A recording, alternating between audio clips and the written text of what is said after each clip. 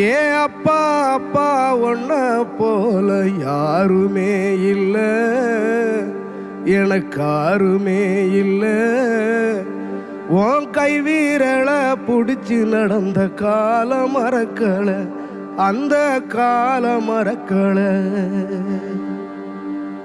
10 மாசம் தாய் சுமந்தா மொத்தத்தையும் நீ சுமந்து நித்தரத்த வேர்வை சிந்தி உழைச்ச சாமி நீ.